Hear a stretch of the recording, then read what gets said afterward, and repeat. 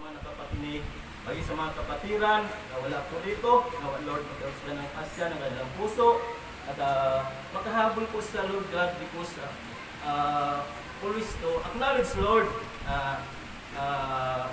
we are gathered together, and then sabay po ang paglilingkod upang ikaw po ang aming maitataas po sa aming kalagitnaan.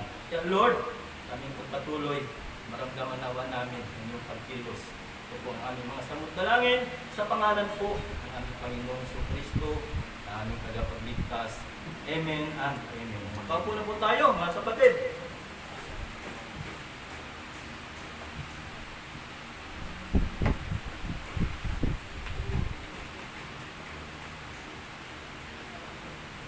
Dito po sa ating pag-aaral, itong dalawang talata po na ibahagi po ngayon, pinamagatan ko po siyang the right fishing that God demanded or commanded.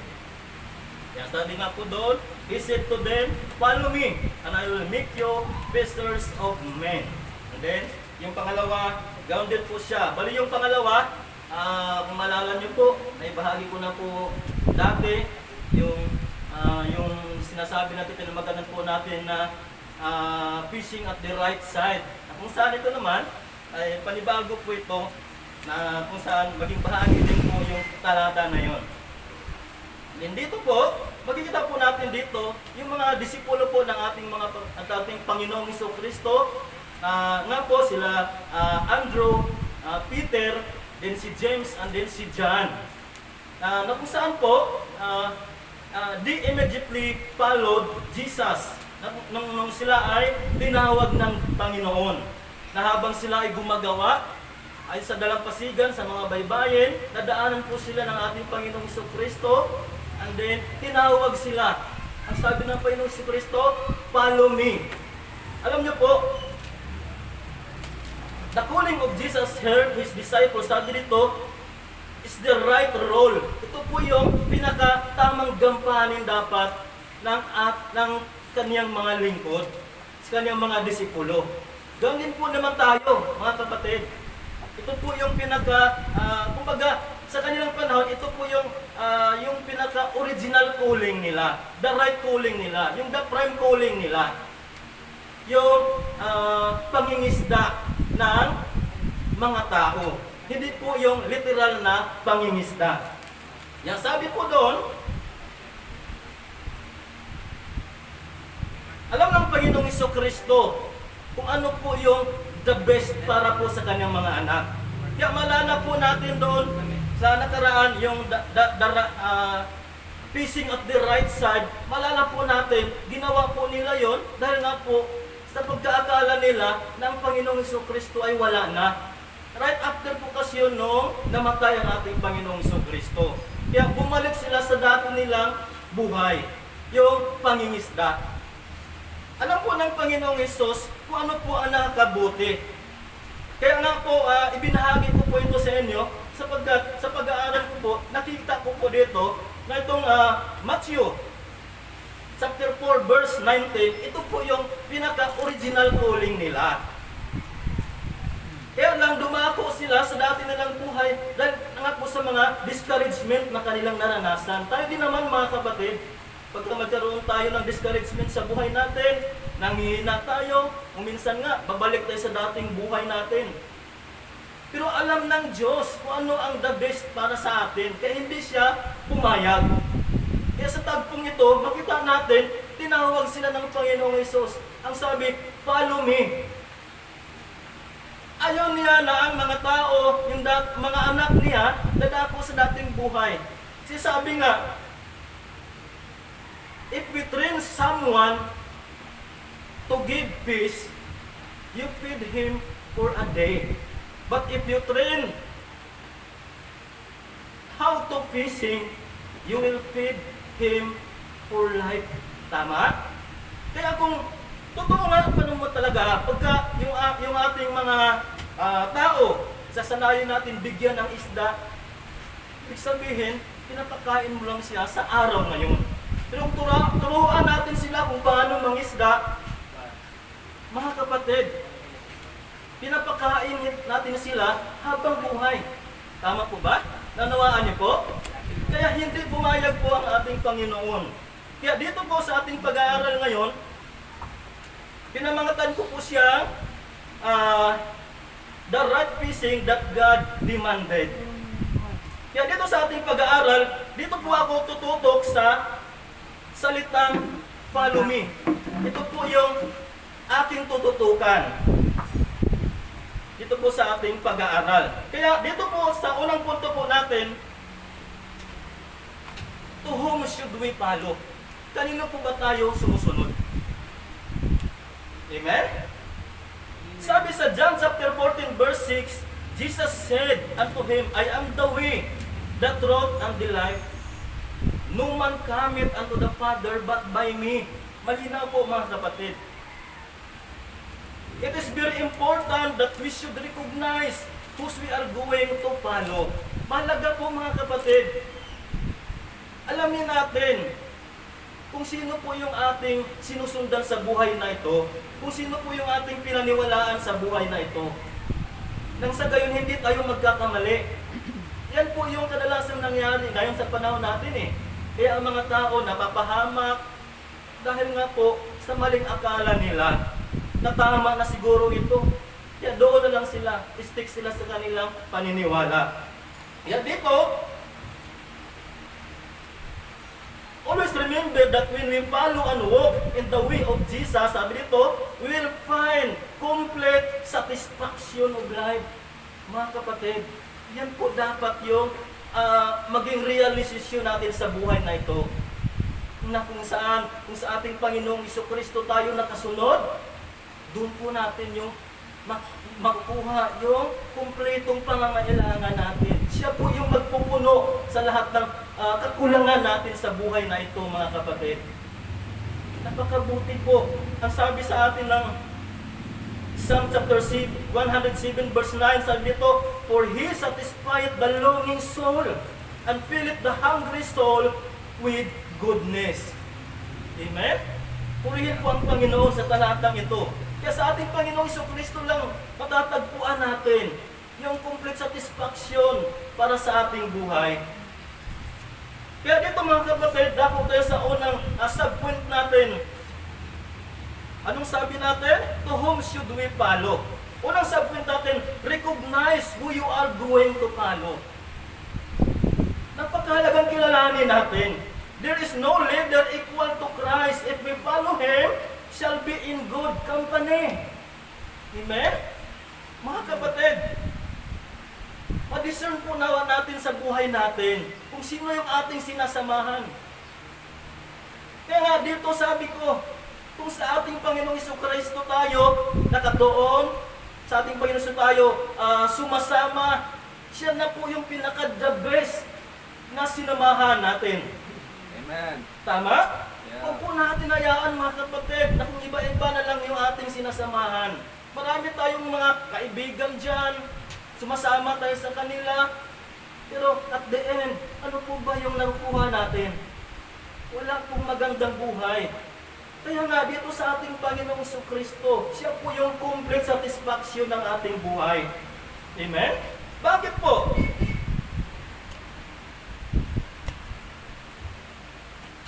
Many people today, sabi nito, following God in not serious matter because they not absolutely knew who they really follow.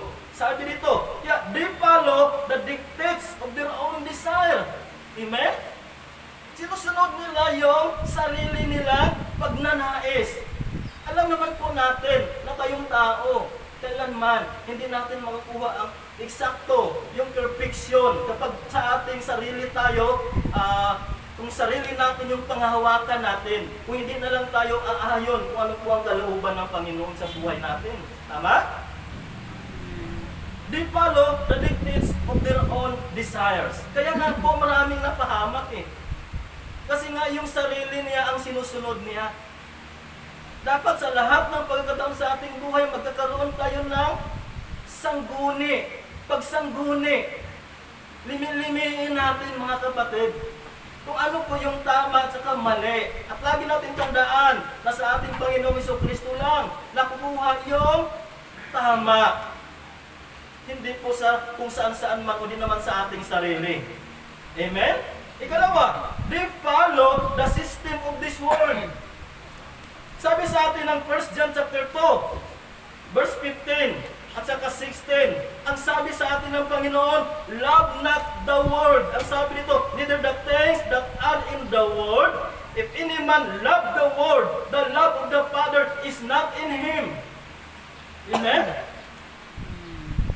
Maliwanag po mga kapatid, wala sa ating Panginoong Hesus. Bakit po? Sapagkat sabi dito sa 16, for all that is in the world, the lust of the flesh, the lust of the eyes, and the pride of life, is not of the Father, but is of the world. Maliwanag po mga kapatid. Lahat ng masasamang nasa natin, lahat ng kapalaluan natin, yung pride natin, sa kamunduhan po yan. Sa mundo po yan. Hindi po yan sa ating Diyos Ama. Maliwanag? Yeah. Amen. Ang sabi rin sa atin ng Romans chapter 12 verse 2. Anong sabi niya? And be not conformed to this world. Bakit?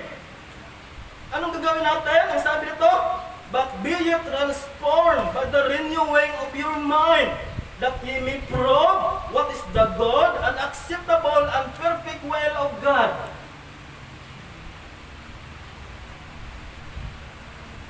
Kaya nga mga kapatid, sabi ko sa inyo kanina marami ang napapahamak. Minsan, nagkaroon tayo ng pagyaya sa ating mga kaibigan. Pero, anong nangyayari? Ang hirap nilang dalhin sa gawain ng Panginoon. Tama? Bakit? Dahil nga po ang sinusunod nila, yung sarili nila. Yung lust of the flesh, lust of the eyes, yung pride of life. Na anong sabi doon? Yan po ay sa sanglibutan. Hindi po yan sa ating Diyos. Kaya marami ang napapahamak. Anong sabi sa Matthew chapter 15 verse 14? Let them alone. They be blind leaders of the blind, and if the blind lead the blind, both shall fall into the ditch. Maliwanag po mga kapatid, na kung bulag yung umaakay sa kababulag, pareho silang nahuhulog sa hukay. Yan ang nakakalungkot mga kapatid. Huwag po natin hayaan mga kapatid, kung sino man nakapakinig sa atin ngayon, huwag po natin hayaan.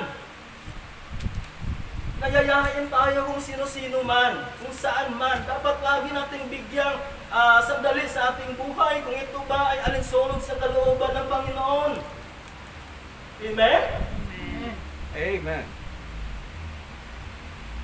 Kapag ang bulag, naakay sa kapwa bulag, maliwanag po yan. Pareho silang mahuhulog sa hukay. And here is Jesus, ang sabi dito, who comes from God, who is offered to us the way to the perfection of life. Kaya sabi dito, letter E, let's be diligent in the meditating His word, mga kapatid. Yung sabi ng Diyos kay Joshua, meditate them day and night. Ang salita ng Diyos, pinagninilayan ba natin? Binibinitit ba natin? Ang sabi sa Biblia, day and night. Minsan nga, wala na tayo kahit isang minuto man lang. Hindi natin binibigyan ng salita ng pero kung inaaral pa ba natin? Binubuksan ba natin yung ating Biblia? Kasi sa Biblia, sa salita ng Panginoon, dyan natin nakukuha mga kapatid ang tamang pamumuhay. Kaya maraming tao ngayon na pariwara, napapahamak, napapasubo. Kasi nga, walang pakialam sa salita ng Diyos, walang pakialam sa kabanalan. Letter B, let's be diligent in following what He says. Mahalaga po yan mga kapatid. Kung ano sinasabi ng Diyos sa atin, yan po ay nagbibigay buhay. Tandaan po natin, ang salita ng Diyos, makapangyarihan at buhay, ang sabi sa Hebrews. Kaya dapat dinilimihin natin. Hindi pwede na hanggang pagbabasa lang tayo, pero hindi naman natin inuunawa o sinusunod. Hanggang doon na lang sa pagbabasa. Letter C, let's be diligent in prioritizing His calls. Hindi maaari din po mga kapatid na binasa lang natin, sinusunod natin. Pero hindi naman natin inuuna kung ano yung panawagan, yung tawag ng Diyos. Ang sabi sa atin ng Romans 12:11, anong sabi dito? Not slothful in business, fervent in spirit, serving the Lord. Maliwanag po ba? Yan po yung kadalasan nangyayari dahil sa katamaran natin. Amen? Pero napakasipag natin sa kamunduhan. Tamad tayo sa salita ng Panginoon. Not slothful in business, fervent in spirit, serving the Lord. But the question is, sabi dito, you should really know God. That's why we are here in our church. Mga kapatid, kaya ba talaga nandito tayo sa church dahil kilala natin ang Diyos natin?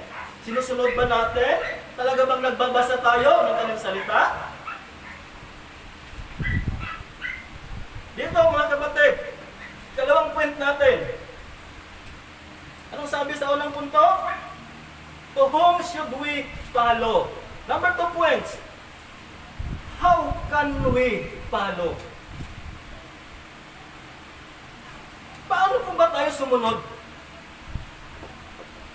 Dito po mga kapatid, sabi dito, the word I can make you fishers of men, ang sabi dito, it means to bring men from sin to Christ. Sabi dito, for obtain eternal salvation. Yan po yung ibig sabihin.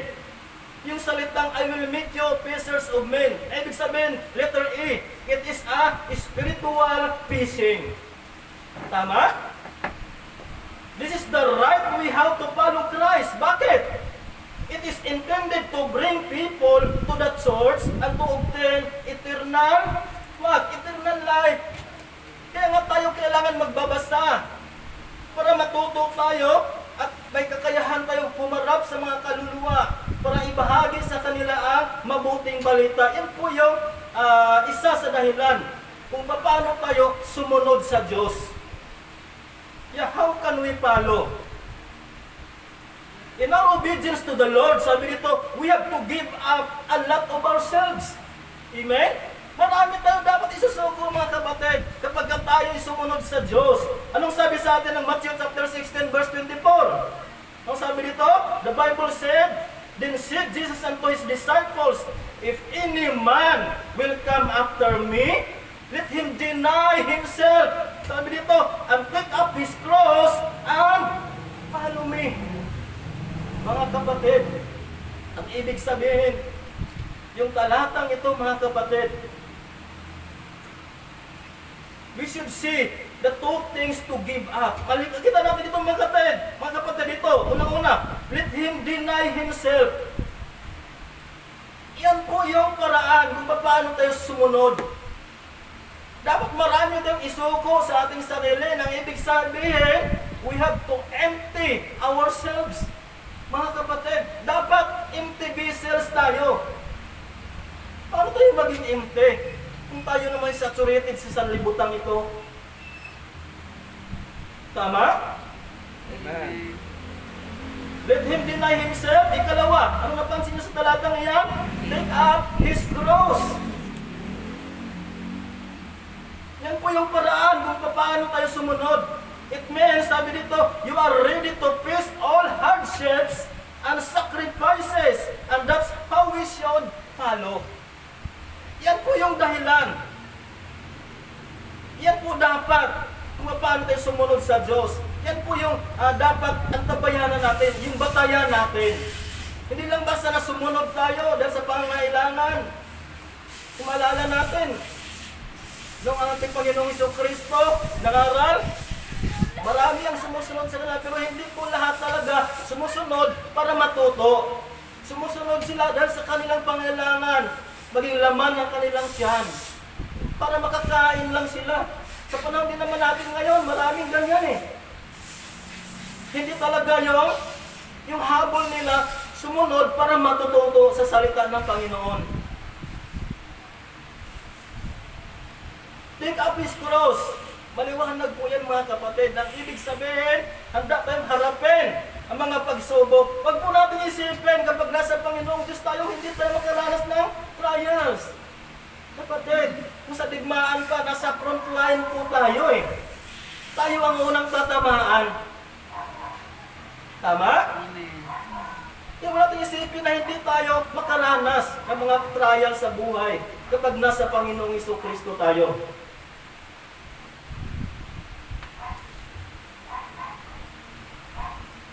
It's similar to the life of Jesus' disciples, how they immediately obey when they were invited. Mga kapatid, alala po natin yung mga disipulo ng ating Panginoon, tinawag sila, hindi po sila nag-alinlangan. Agad-agad, iniwan nila yung karera nila sa buhay, iniwanan yung tahanan nila, yung bangka nila, yung lambat nila, pati pamilya nila. Iniwanan, mga kapatid, sabi ko sa inyo, empty yourselves kung gusto mong sumunod sa Diyos. Maliwanag po ba? Amen. Bakit? Bakit ganon? Sabi dito, while fishing is spiritual, sabi dito, they also use spiritual net, which is the Word of God. And we also follow having full of Spirit so that we can share and winning souls. Kapatid, hindi lang dapat spiritual tayo, dapat puspos tayo ng spiritual, pati yung ating pananalita na siyang salita ng Diyos. Hindi yung nagpapatotoo tayo, yung buhay natin binibida natin. Dapat ang buhay ng ating Panginoong Jesucristo. Saan man tayo naroon? Tataas natin ang kanyang pangalan. Kung ano yung ginawa niya sa atin sa krus ng Kalbaryo. Kung anong mayroon doon. Amen? Amen. Amen. In this way, sabi ito, it meets the basic food of our souls. Totoo po yan mga kapatid. Natutugunan yung pangangailangan natin. Spiritual food. Pero anong nangyari? Because of slothfulness of men, many were not able to follow and obtain the good meaning of life. Yan po ang kadalasang nangyayari. Hindi po nangyayari ang buhay na magkaroon ng meaningful na pamumuhay. Bagamat ang Diyos nais niya na magtagumpay tayo sa buhay na ito. Dahil po sa atin, dahil sa katamaran natin, slothfulness of life. Bakit? Deprioritizing what? Little bit, literal fishing. Kanina, spiritual fishing, little bit, literal fishing. Ito po yung inuuna nila eh. Sabi ko sa inyo kanina, yung laman ng kanilang tiyan. This is not the right way how to follow Christ. Bakit? It is intended for the literal basic needs of the human physical needs. Mga kapatid. Sabi sa atin ng Matthew chapter 4 verse 4, He said, and he answered and said, it is written, man shall not live by bread alone, but by every word that proceedeth the mouth of God. Mga kapatid, tandaan po natin yan. Hindi po puro literal na lang yung pangangailangan natin. Yung pagkain ng ating kaluluwa, tandaan natin, the Word of God, spiritual Word of God, not literal. Amen? Amen. This is the priority for many people today. Tama? Na kung saan, iniisip nila, dito sila mga kuha ng, una-una, temporary satisfaction. Hanggang temporary satisfaction lang. Kapag doon tayo tumututok sa literal. Ano ba mga temporary satisfaction? Hindi po talaga yan yung tunay na kasiyahan. Mangailangan ka pa rin. Ang tao, makita natin eh. Kahit ano pa ang narating niya sa buhay, mangangarap pa rin yan na magkaroon ng ganito. Tama? Kahit mas lamang na siya sa lahat. Natapos ba doon ang kanyang pangangailangan? Kanyang ambisyon? Hindi. Kasi nga, yung satisfaction niya, walang hanggan yan. temporary satisfaction lang. Ang kahustuhan nasa ating Panginoong Jesucristo, mga kapatid. Tandaan po natin yan. Ikalawa, temporary pleasure. Temporary pleasure lang. Hanggang doon lang. Bakit? Because they think it will fill all their needs. And that is why there are so many without God in our time. Yan ang dahilan kung bakit mga tao ngayon, halos lahat walang Diyos. Dahil nakikita nila, tumututok lang sila doon sa mga temporal things. Hindi po yung spiritual matters. Nakakalungkot.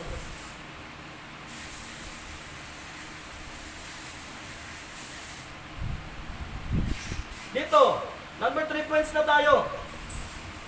Anong sabi sa atin? Unang punto, to whom should we follow? Ikalawa, how can we follow? Ikatlo, when should we follow? Kailan po ba tayo sumunod? Kailan po tayo maaaring sumunod? Yan po yung dahilan kadalasan, mga kapatid. Kasi ang tao, talaga namang ang iniisip nila, kapag iniyaya natin, saka na lang, saka na lang.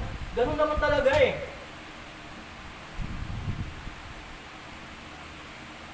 Dito, mga kapatid, when should we follow? Ito po yung ikatlong punto.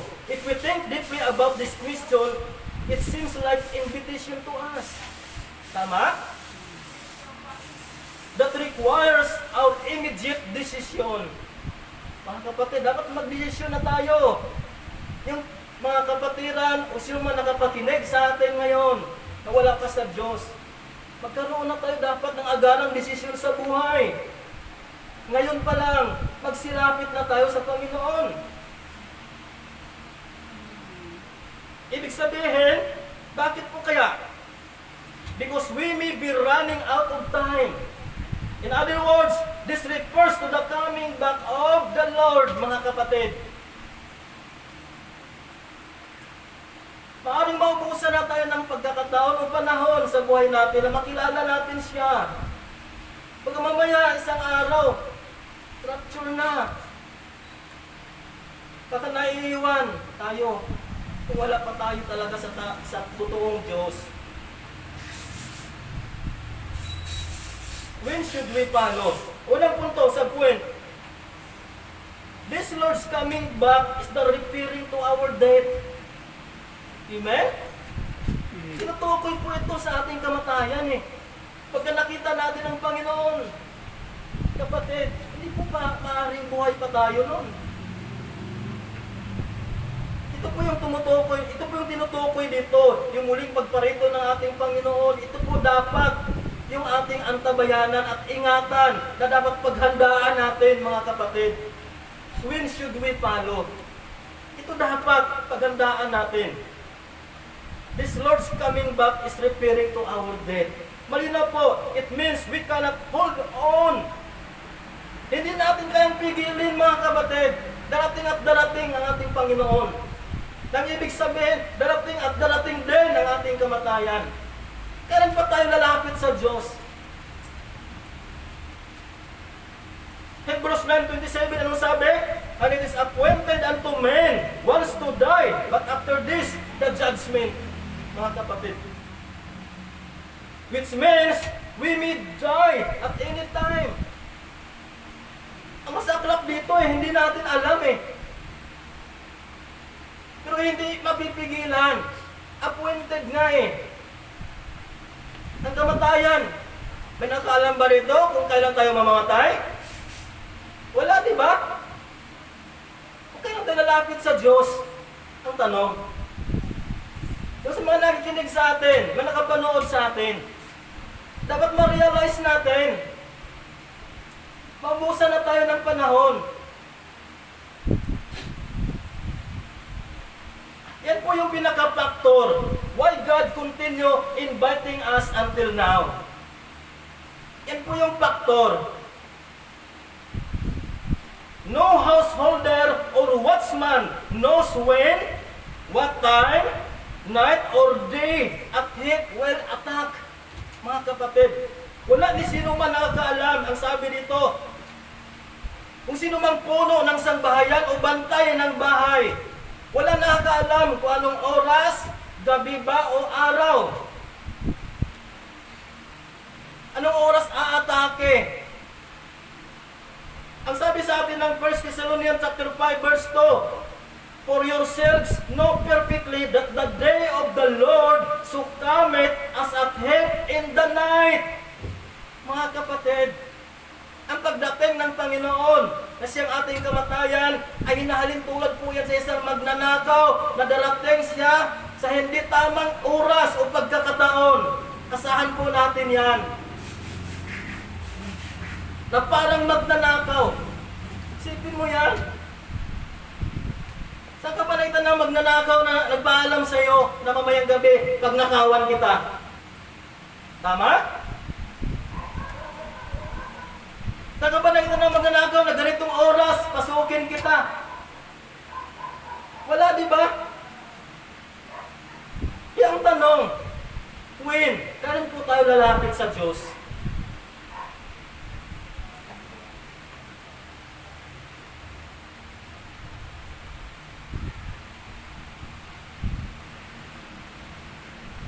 Dito, papansin natin mga kapatid, sa Old Testament, babasa po natin yung Isaiah chapter 1 verse 18. Makita po natin yan. Ang sabi dito sa talata, come now. Ang sabi dito, and let us reason together, said the Lord. Papansin din naman po natin sa New Testament mga kapatid, Matthew 11 verse 28, sabi dito, come unto me, all ye that labor and are heavy laden, and I will give you rest.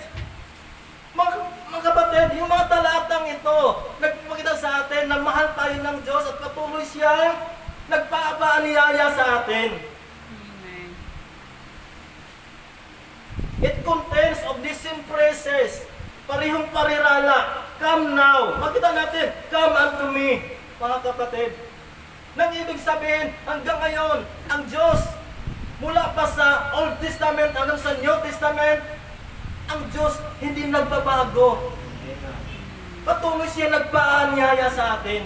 Ang tanong, kailan ba tayo lalapit sa Diyos? Kailan tayo susunod sa Diyos? When should we follow?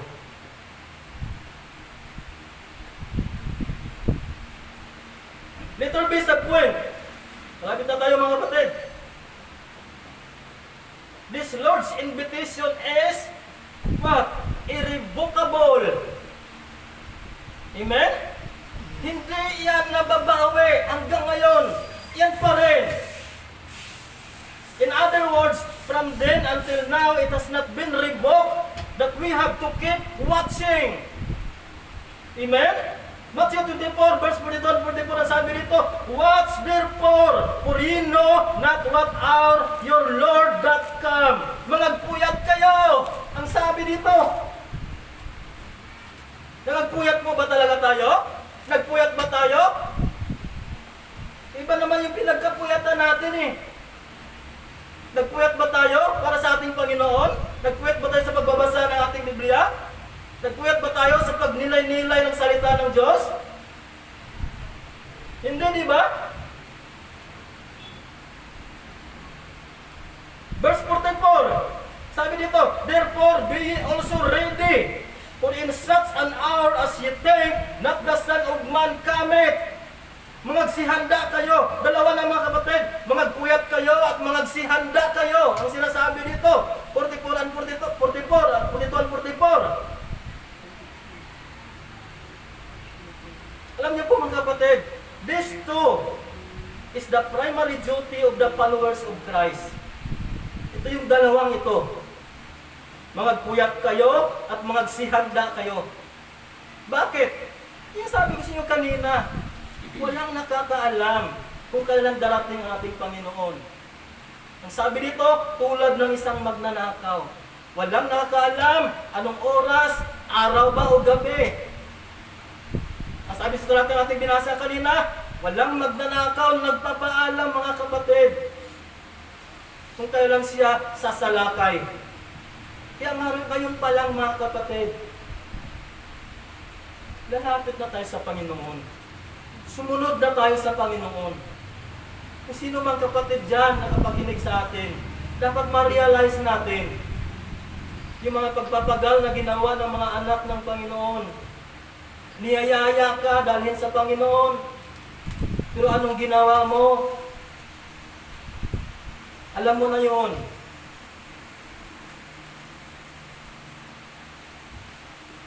Mark 13 verse 33, ganun din. Take ye heed, watch and pray, for ye know not when the time is.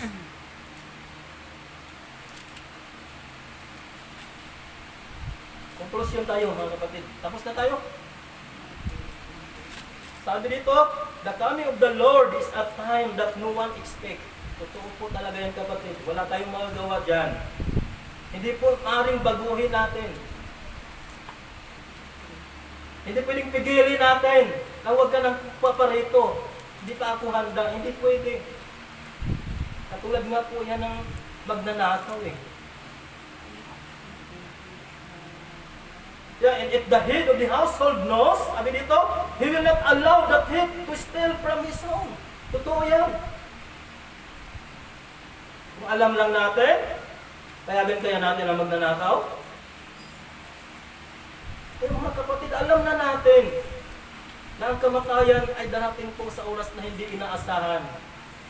Kaya ang magagawa natin, ang tayong magagawa natin, bilang householder, mga kapatid, sumunod na tayo sa Diyos. Amen. Lumapit na tayo sa Panginoon.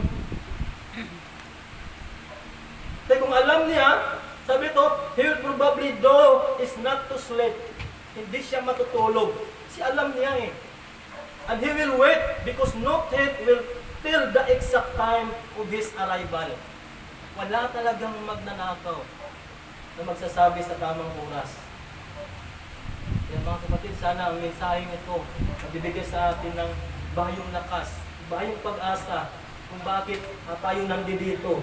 Dapat makikita din po ng iba kung ano po yung ginagawa natin dito. Nawa ma-realize nila kung ano po ang kahalagahan, ano po ang mayroon. Sayang po, maubusan na po tayo ng panahon. Ang buhay natin, sabi doon, hindi natin alam kung kailan mawawala sa atin. Kaya ngayon pa lang, anong sabi natin? Tatlong punto natin, to whom should we follow? Number 2, how can we follow? Number 3, when should we follow? Yan po yung limi-limiin natin sa buhay na ito. Pagkaisipin po natin ang masinsinan. Kung tayo ba, sa mga katanungang iyan, ay nagkaroon na tayo ng malalim na pag-iisip, kung sino nga ba ang aking sinusundan. Kung sumunod na nga ba talaga ako. Dapat magkaroon tayo ng renewing of mind. Ang sabi sa atin ng Romans chapter 12. Complete transformation. Ang sa gayon maging handa tayo sa muling pagpaparito ng ating Panginoon. Amen? Amen. Purihin po ang Panginoon. Sana maging okay na, o tama na, sapat na ang mensaheng ito sa oras na ito. Tawagin ko na po si Pastor Willie. Amen.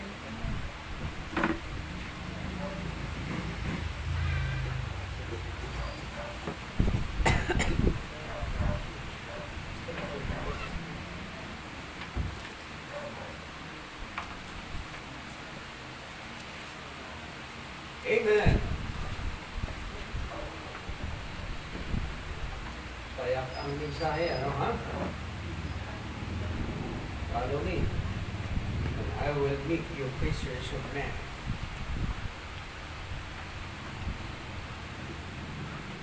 So, whom are we following? So, dapat tiyak po, ha? Tiyak ang ating sinusundan ng Panginoong Jesus. Hindi po ang tatay natin, ang nanay natin. Baga bagamat sumusunod tayo sa kanila, pero ang atin talagang sinusundan ang Panginoong Jesus. Dahil hindi ito nagkakamali. Ang magulang natin hindi magkakamali. Pero ang Panginoon po hindi magkakamali. Amen. Okay? So, sino ang iyong sinusundan? Pangalawa, how can we follow? Okay?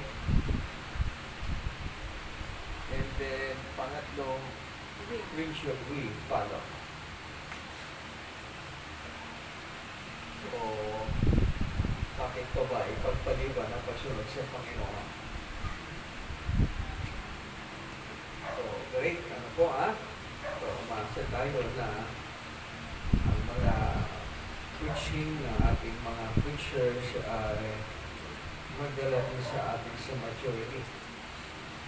Great. Sa Diyos po ang kapurihan. So, punta tayo sa ating prayer ministry. A lot of things to pray. Ano po? Sama sa inyong panalangin ng ating youth camp. Now,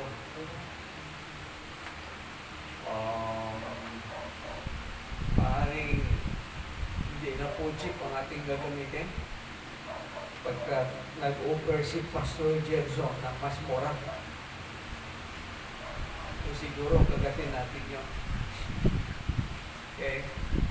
Siguro ang kanyang membro ay nakabili ng L300. Yun naman talaga ang pangarap nito para may magagamit ang church nila.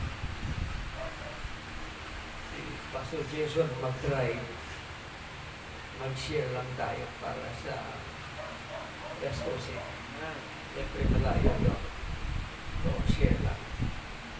So, ito na lang ang kagatin natin. Bitawan muna natin yung jeep ng ate ko. So, magandang okay. Okay? So, sama sa panalangin po na ang mga young people natin ay magkaroon ng commitment to the utmost po na marami ang magsuko ng buhay, to the utmost pa na marami ang kung pwede lang magpasto kasi pasaan pa ba ang buhay, nalalapit na ang pagbalik ng Panginoon. Okay? So, marami ang magsuko ng buhay, marami ang magpastor, marami pa ang kaluluwang maabot. Okay? So, tuloy na po yun. Isama rin sa panalangin mga nagsiseminar po na magamit sila ng Panginoon. Sabihin man natin ang ika doon ay medyo bata pa, pero as we live on, they will follow. Pagkat sinasabi nga natin, nandito po ang maraming kabataan sa ating mga eskulahan. At kung hindi natin sila sagitin, saan sila patungo? Yeah. Yung kwento na sinasabi na dito sa noon nanggagaling ang isang leader ng NPA, masakap yun. Okay? Mas mainam siguro kung dito sa noon marinig natin nanggagaling ang isang pastor, nanggagaling ang isang presidente ng Pilipinas dahil naisa puso ang tinuturo ng mga value teachers. O, di ba? Kaysa yung nag-NPA, galing sa NOCO, hindi sabihin, nag-feel din ang mga teachers sa elementary, mga teachers sa high school, nag-feel. Pero hopefully naman, hindi mag-feel po ng mga teacher ng values. Okay? So, pag-pray natin na gamitin pa tayo ng Panginoon at mga kaluluwa ng mga estudyante ay susuko sa Panginoon to the point po na magiging membro na church natin. Okay? Then, tuloy lang ipag-pray po ang ating naik mission via sa Ano siguro sa ating mga visitation, halimbawa sa Friday, ang ipakilala ko na lang mga manggagawa, ito ng dalawa, hindi na si Pastor Noel. Okay? Kasi subok na si Pastor Noel for 10 years na nag-ministry, walang nabuo. So, ang ipakilala ko, Genesis at saka si Brother Canon. Okay? Sila po yung mga preacher namin. Sila po yung future na magiging pastor kung saan man sila tawagin ng Panginoon. Ngayon, kung mayroong may mga tulong na ibibigay sa atin, tanggapin natin. Bawa, may privilege na magbigay sa atin ng Bible, tanggapin natin. May privilege na magbigay sa atin ng cash, tanggapin natin. May privilege na masama tayo pagpunta sa Amerika, tanggapin natin. Diba? Yes. Great privilege po yan. Okay? So some other things as you share together po, sama sa panalangin, medyo malawak ang ating gagawin doon sa ating mission sa Naik. Mabigat ito sapagkat bubuhin natin ang gawain. Now, naisipan ko po na linggo gawin. Kaya lang, hindi na lang matira dito pag Sunday worship. Kalahati, dala natin sa Naik. Okay ba yun? Kalahati, dali natin sa Naik, kalahati na nanambahan dito. Linggo, linggo. Tuloy-tuloy ang pananambahan. Ginawa ito ni Pastor Ricky sa Mindoro, pagkat magastos kasi dahil pamasay sa barko malaki, dala niya maraming bindo, mga isang jeep sila o dalawa yata. Linggo. So pagdating nila doon, almusal muna. Tapos pagkatapos almusal, wala nang tagal, invite the children, pinagsabay, Sunday school at saka worship. At yung simula na yun, tuloy-tuloy na, isang linggo lang sila, umalis na. Isang linggo lang nagtipon ng linggo, tapos umalis na sila. Siyempre, nasaan na po sila eh. Iniwan si Pastor, doon, si Pastor Bartolinaw. Akala mo, nabuo, tuloy-tuloy hanggang ngayon. Sa atin pa kaya, simulan natin ang linggo doon, tapos series of how many Sundays bago natin iwanan. Kaya lang, maging kaunti ang matira dito. O pwede naman yan. Ilang linggo lang naman. Pag-isipan nyo. July pa naman ang ating full operator doon. Kung mas okay ba. Pero, ilang Pastor Felix, Pastor Noelita na panghapon, is 4, at least, tapos na magpahinga mga tao, alas 4, gathering, sabay ang pagturo sa mga bata, sabay din ang preaching. Yan. Ngayon, paghapon pa sila, pero iniisip nila na gawing pang-umaga.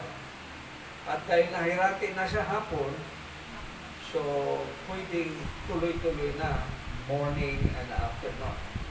Sa Naik din po yan. Doon din po yan sa Malainin, Balay. Sa atin, Malainin, Red House and Blue House. Oo. So, iniisip ko lang po na mas maganda siguro na linggo kasi ang mga tao nahiratin sa linggo po. Ang pagsamba sa Pilipinas kasi hindi Sabado, linggo. So, nahiratin sila na linggo ang pagsamba, bakit Sabado, hindi naman tayo kapatita. So, mas maganda linggo. Pero kung si Genesis si Maiwan, okay lang pa sa'yo rin. Kakalog-kalog kayo dito. Hindi, marami naman. Isang jeep kami. Hindi naman sa Kung isang jeep, siguro matira dito. Isang pamilya, dalawang pamilya. Praise the Lord. Amen. Ayos yun. Tingnan natin, ha? Okay, sama sa panalangin po. So, let's divide now kasi habol pa rin ako ng oras. Let's divide now. Magsama ang mga kababayan.